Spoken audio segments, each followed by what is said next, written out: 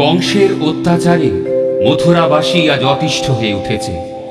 রাজা উগ্রসেনের কাছে মথুরাবাসী নালিশ জানালো। তারা মথুরায় থাকতে পারছেন না যুবরাজ কংসের অত্যাচারে। অবিলম্বে এর একটা প্রতিকার চাই। কিন্তু কংসের চর কংসের কানে এই কথাটা যেই তুলল, ক্ষুব্ধ হয়ে কংস পিতার কাছ থেকে রাজমুকুট কেড়ে নিয়ে পিতা উগ্রসেনকে কারাগারে বন্দী করে নিজেকেই মথুরার রাজা ঘোষণা করলেন। এর বেশ কিছু বছর পরে কংস তার সবচেয়ে প্রিয় মিত্র বসুদেবকে একদিন তার ভগ্নী দেবকীর সাথে বিবাহের প্রস্তাব দিলেন। বসুদেব এই কথা শুনে কিছুতেই রাজি হলেন না, কিন্তু কংস বারবার অনুরোধ করলেন যে তিনি তার প্রিয় মিত্রকে আরো নিকট সম্পর্কে বাঁধতে চান। পরিশেষে বসুদেব দেবকীকে বিবাহ করলেন। কংস তার প্রাণের চেয়েও ভালোবাসেন তার ভগ্নীকে, সুতরাং স্থির করলেন ভগ্নী দেবকীকে নিজে রথ চালিয়ে শ্বশুরালয়ে পৌঁছে দেবেন। মথুরাধিপতি কংস মহারাজের জয়! মথুরাধিপতি কংস মহারাজের জয়! মথুরাধিপতি কংস মহারাজের জয়!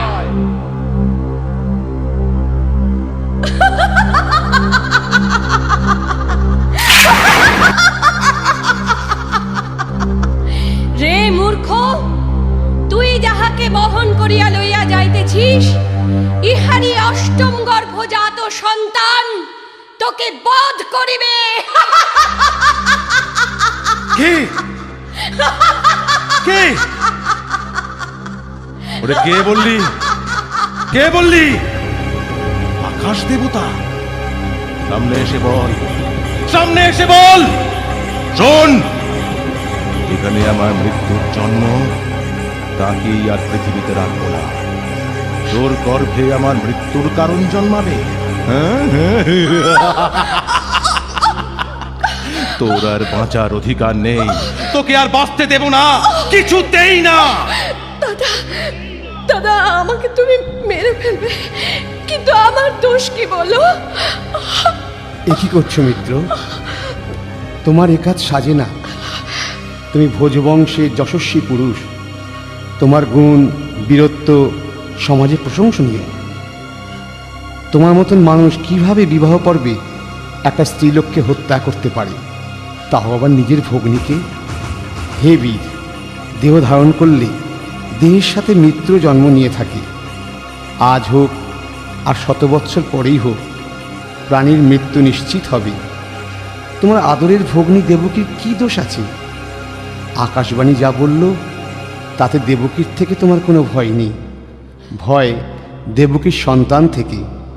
সুতরাং আমি কথা দিলাম, দেবকীর যত সন্তান হবে জন্মাবার সাথে সাথে আমি তোমার হাতে তুলে দেব।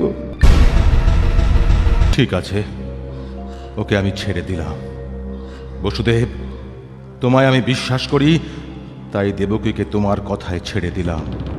তুমি নিষ্ঠাবান মানুষ, তাই তোমায় বিশ্বাস করি। কিন্তু কিন্তু তোমাদের আর রাজপ্রাসাদে রাখবো না, আমি তোমাদের কারাগারে পাঠাবো। অষ্টম গর্ভের সন্তান শেষ না করে আমি তোমাদের মুক্তি দেব না। তোমাদের মুক্তি নেই, মুক্তি নেই।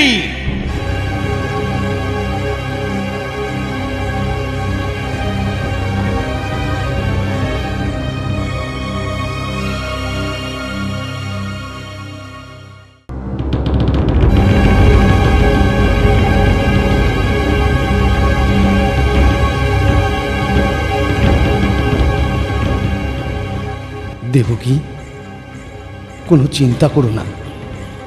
ভগবান বিষ্ণু স্বয়ং যদুকুলে আসবেন এবং কংসের বিনাশ হবে। কিন্তু স্বামী, আমি মা হয়ে কি করে সহ্য করব?